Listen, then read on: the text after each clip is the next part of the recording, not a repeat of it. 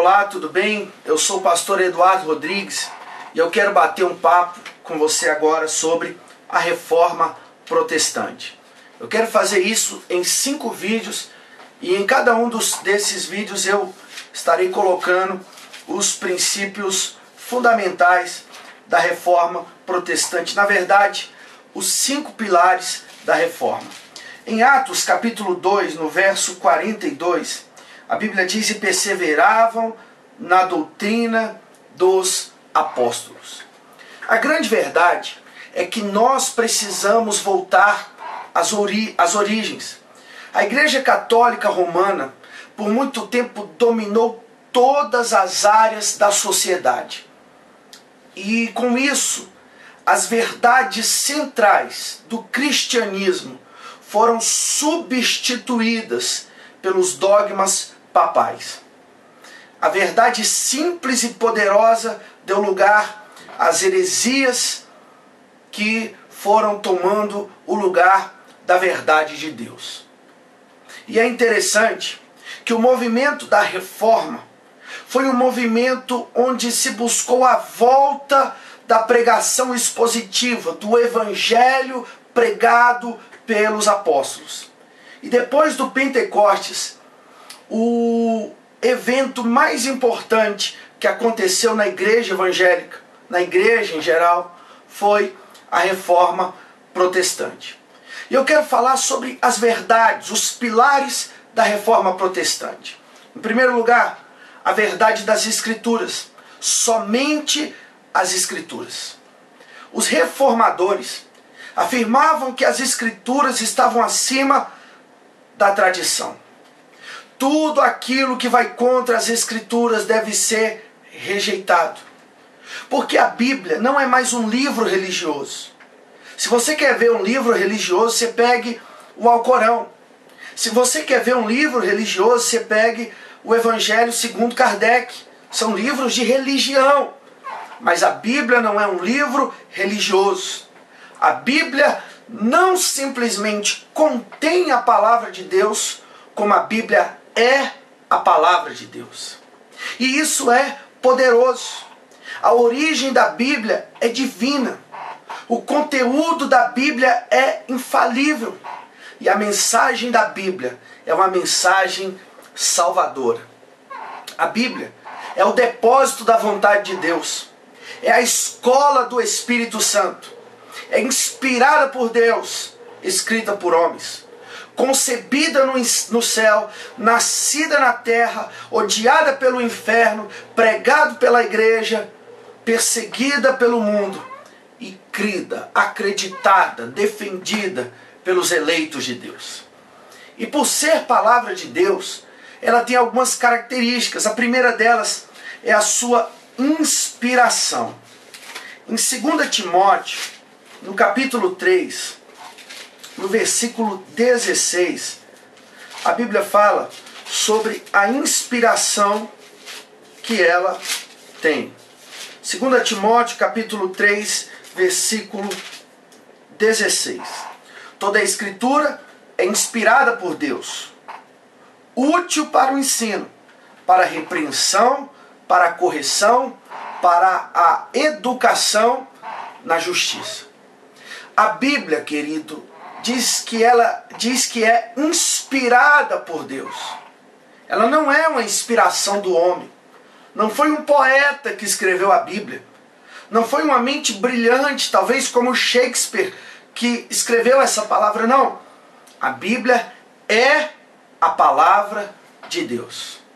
E se ela é a palavra de Deus, nenhum homem, nenhuma igreja, nenhum pastor pode acrescentar ou tirar algo da palavra, porque ela foi inspirada por Deus. A segunda questão, a segunda característica é a autoridade das Escrituras. Em Isaías capítulo 8, versículo 20, olha que texto tremendo que está dizendo Isaías para nós. O que devemos fazer é consultar a lei e os ensinamentos de Deus. O que os médios dizem não tem nenhum valor. Quantas pessoas esqueceram de consultar, ou estão se esquecendo de consultar a verdade de Deus, a palavra de Deus, e estão indo atrás de médiuns. Na verdade, esses médiuns, eles não usam roupas brancas. Esses médiuns de hoje que as pessoas consultam são esses famosos profetas, cheios de profetadas evangélicas. E muitas vezes esses homens acertam coisas para Deus saber aonde está o seu coração. Leia Deuteronômio capítulo 13, você vai ver sobre isso.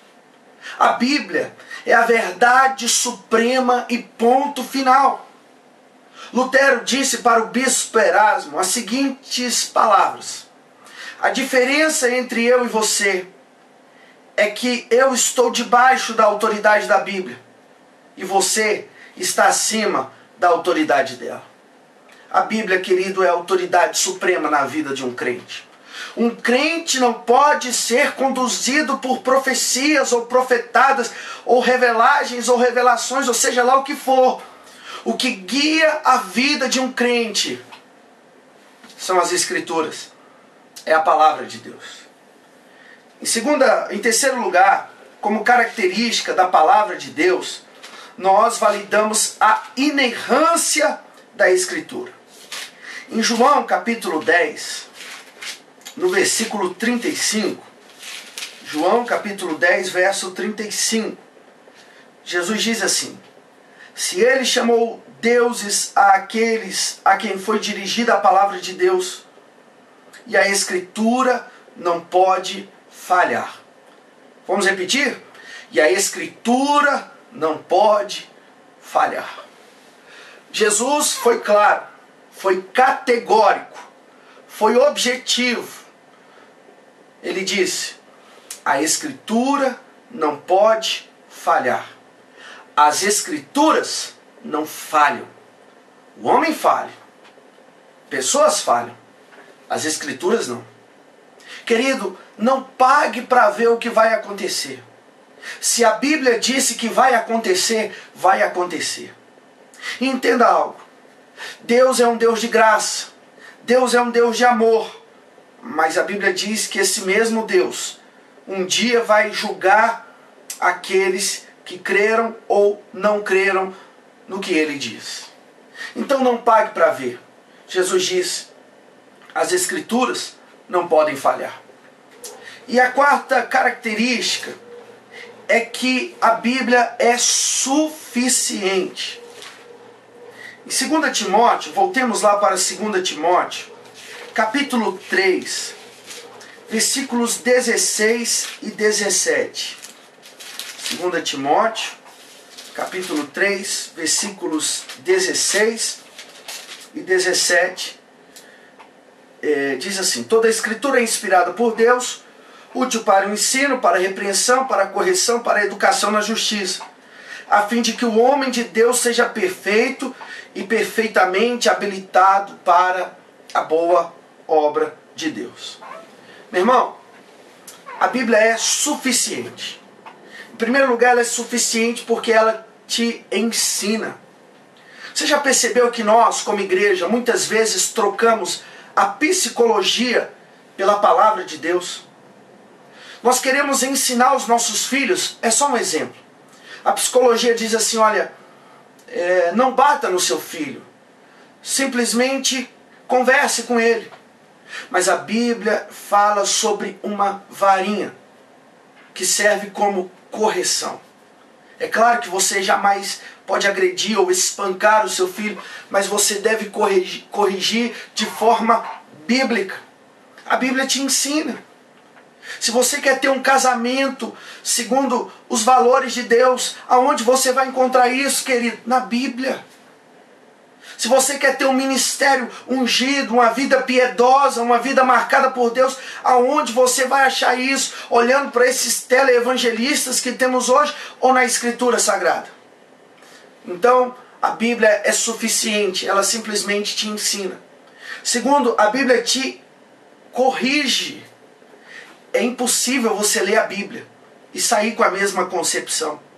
É impossível você vir à Bíblia, você se achegar à palavra com um coração sincero, com um coração quebrantado, e ela não te corrigir, e ela não te mostrar um outro caminho, e ela não te dar outro norte. A Bíblia te corrige e ela te exorta. Quantas pessoas não gostam da exortação? Irmão, eu me preocupo se na sua igreja estão amaciando demais o seu ego.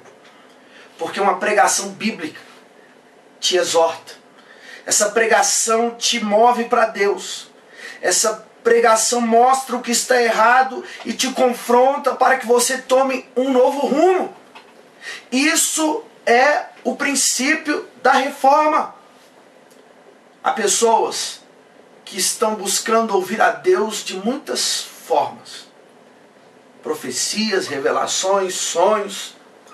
Mas a Bíblia é suficiente. E sabe qual é a grande verdade? A Bíblia é a grande peneira daquilo que chega até nós. Tem gente que ouve qualquer coisa, vai engolindo, vai recebendo, vai achando que é de Deus. Meu irmão, a Bíblia é a grande peneira. A Bíblia é o grande filtro que você deve ter na sua vida. Então decida ser um cristão reformado. Porque um crente reformado é um crente que tem as Escrituras acima de qualquer coisa. Então, que Deus possa reformar a sua vida. E o primeiro princípio que eu quero deixar para você é o princípio das Escrituras. O primeiro princípio da reforma, o primeiro pilar da reforma é somente as Escrituras. Leia esta Bíblia, coma esta palavra, vivencie essa verdade e que as Escrituras seja o teu norte, a tua vida, o teu anseio, o teu desejo. Amanhã eu vou estar postando sobre o segundo pilar da reforma, somente a fé. Que Deus te abençoe em nome de Jesus.